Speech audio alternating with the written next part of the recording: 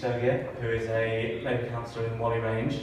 Then we have Graham Stringer, MP for Blackley and Broughton, and on the end we have Tom Slater, who's the Deputy Editor of Spiked Online. So we'll give you all 15 minutes to make your opening case on this topic. Without making political assumptions, we go from right to left.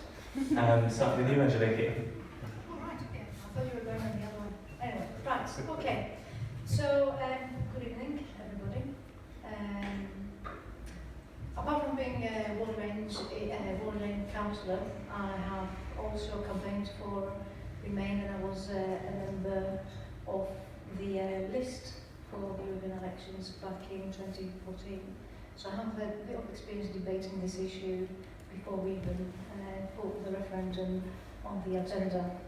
So before I start, I would like to reflect back on the main arguments for Brexit during the European referendum campaign. What I understand is that Lexiteers voted to preserve the things that they value the most, that being a democratic political system and a social democratic society, fearing that the European Union authoritarian project of neoliberal integration is breeding ground for the far right. So in practice, my understanding is that this is not all about flag waving or foreigner bashing. It was all about democracy. So Lexit debated for the withdrawal from the pro-austerity, anti-democratic bosses club of the European Union that would represent a serious blow to the interest of dominant sections of the British capital and to the European elites as well. Showing that I get that right, sorry.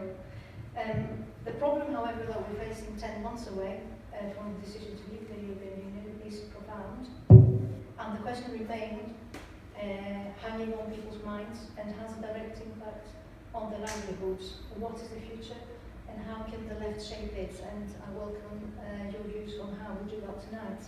So let me answer the question. What does Brexit so far mean for the left?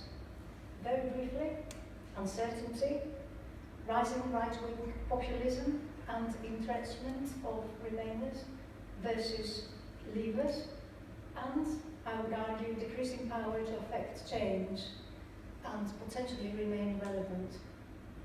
So let me start with uncertainty. Yes, we are still just about part of an undemocratic institution.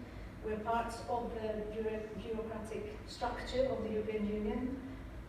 One, however, with rules and regulations and market with common rules for the game of trade for every country.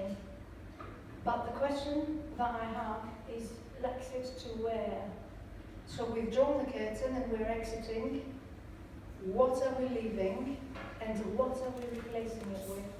And what is the left to do about it? And more importantly, how will the new arrangement work in detail practice for residents, me and Graham represent? And following on from that, what is the left vision for this arrangement practically has to offer as an alternative to the residents that do physical labour, live in a modest home and have never darkened a door of university, the ones that were identified far more likely to have said screw you to the European Union than the folk in the leafier parts of South Manchester. And in those, my opinion, are the questions that we have to answer. Those were the people that were protected by the European Union, so now we have to find an answer for them. More specifically, what we're replacing the single market with, we are going to be discussing a lot about the single market. What is the left vision, what is the left plan? How are the benefits going to advance the position for the workers and advance the future for our young people and for inequalities for the environment? Common rules for the common market, I think, are essential. As socialists, we know the damage of unregulated free-for-all can do for the economy, to the environment, to the people, to the low-income workers across our key industries in Greater Manchester. And the rules that we already have might not be good, might need to be better, need strengthening, need safeguarding, but We have a say, and we can press through the structure to change them. Outside the EU, how do we do that for our workers in a global economy? You might think that this is not possible for the rights to be eroded, but I can tell you that if we are competing with China, USA, India, places that Theresa May has been to visit after Brexit, things are not so simple. We shouldn't be taking things for granted. My brother lives in China. He studied at the University of Salford, engineering. I would say that he's near the top of his profession. He has to do a 6-day week, and he gets 3 weeks leave. That includes sick leave. So if you think that rights are going to be better, I would say think again. My experience tells me that potentially we are competing with economies where the rights that we have safeguarded and that we fought for in the labour movement are at risk. So, what are the emerging choices? It seems that we are swapping the European Union bureaucracy with a centrist, Tory-led Whitehall bubble, a more centrist decision-making system that is led by a Prime Minister and a Press that have taken the decision on whether the democratically elected Parliament, having a right to decide on triggering Brexit, taking them to the highest court of the land. Disappointed with the outcome, but they were told by the courts that they have to listen to the voice of the democratic elected representatives like Graham, that you have voted for, that have voted for, that we work for, that have spent their time on the doorstep listening to your concerns and taking them to Westminster. Following that, who is the winner from this? Cast your minds back to the way that the judges were treated by the media, on how a ruling political class has reacted. So what does that tell us about the power of the press, the media, and the large institutions that elected wanted to vote against and whose interests they're after? Which brings me to my second point, what Brexit means for the left. How have our left interest and agenda been benefited from Brexit so far? How can the left benefit from the shape and path to the new land, having overthrown the status quo from the rising right-wing populism and entrenchment and of the Remain and Leave voters? What do we gain from Brexit? Is the whole experience going to be people to the left, more people to the left? Has the left won? I really hope that the jury is still out on this, and would really like to ask you to consider and tell me how we are going to get the critical mass that we will get if we are to get the power in future and carve the new identity as a government, shaping the relationship that we will have with the European Union and the rest of the world. And what are the motives, experiences and perception of people that Brexit currently attracts to help us shape the new status quo outside Britain? How are we gathering people who are going to help us stop from entrenching in our fears, our beliefs and the view of the world? Are we gathering the people that are most likely to help us do that? Theresa May is finding herself on 37 points lead. You must have seen the polls over Jeremy Corbyn. According to the same polls, only 38% of Labour Party supporters would prefer Jeremy Corbyn in Downing Street. And personalities aside, Conservatives are ahead on every policy issue, including negotiating Brexit. This is an independent poll, apparently. The last Guardian ICN poll puts the Labour at 25%. Even if you can't trust the polls and listen to our leader, who said in response that we have an opposition in this country, and if the reporters cared to ask and cared to cover it, people would know. Does this have the required effect on the doorstep? It rather seems that there are not many people attracted to the left, is my view, with a post-Brexit left that is led by the most well-respected, the most loyal and the most principled leader to the left movement we have ever had as a Labour Party in the recent years. The left of the politic at the top of our party, we are not making headlines. We don't appear to excite people on radical ideas for the post-Brexit Britain.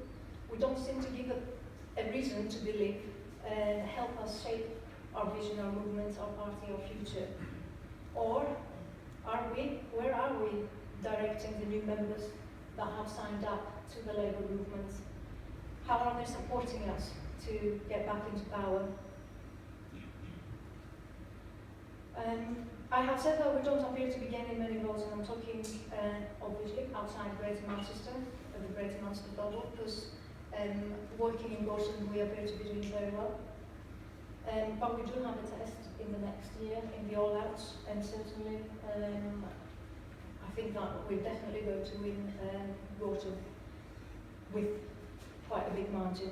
But we also see on the new social media that the big political winner of the UK referendum is populism in its various forms.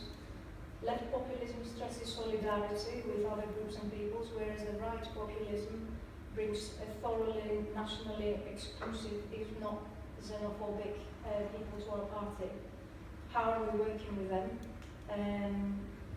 Our job, I think, as politicians, is to listen to and to incite the better half of ourselves and the better half of our politics, which is expressed by hopes, by aspirations, and by people that dream of a better future, that wants to benefit from all these opportunities. And generally, I would say, people who see the glass half full, not half empty. Believes with work, application of education, innovation, and the great northern resilient spirit, solidarity, we can make our cities rise from the brink of industrial decline, that find solutions, that dream up devolution, and are going to Westminster to bring power back to the northwest, to bring devolved powers and budgets here, and for us to have a fair chance and carve a future for Greater Manchester. And these are the people that I want to be leading in the negotiations. These are, I think, that people that we must naturally attract and appeal to and must engage and have in our party to move on to a more progressive, socialist future outside the European Union. Politicians in Manchester know very well that the basis of social progress comes not from disengagement, not from being xenophobic, comes from being wealthier, positive. There's no evidence anywhere that hard Brexit and any Brexit will make us any richer. Not financially richer, not more well off, not more socially well or more tolerant as a country. You've seen the xenophobic attacks after the 23rd of June in the tram in Manchester. And these are the ones that are going reported. Which brings me to the last point. To argue that the left has decreasing powers to affect change. Leicesters, agitated with the European Union, has set off to overthrow the current status quo, and they want to ameliorate the conditions for people that they represent, hoping that Brexit will lead to a more democratic institutions bringing power back to Britain, getting rid of the power of the large corporates, bringing more people to the left, and the new dawn of social democracy. Do you see any of this happening? What I see so far is unaccountable Westminster, unelected Theresa May throwing her weight around without a manifesto to take away what the Labour Party and the Labour movement has been creating for years. Will there be anything left after the next 2 years? I see the press and large corporates in summary getting away and pushing Britain as a new tax haven and a nationalist rhetoric under a government that will not stand up to multinational firms engaging in a ruthless race to the bottom, increasing the prices all the time as they hop, skip and jump across borders in search for a less protected workforce. I see a government that will not give any resources to the north or the northern powerhouse, or back to the people and the towns, and a government that does not have any answer in anything that does not concern it, where they don't have any voters. However, for Surrey they did find an answer to the health and social care, didn't they? Challenges over there. I see the left attracting people that are becoming more disengaged, more disenfranchised, and more let down without engaging them with the hard realities that we have to answer. And in summary, I think that we all need to stand together and discuss how we can best harness all of the qualities, all of the ideas of the progressive left in order to carve ourselves a positive, tolerant and prosperous future for Greater Manchester and for our country.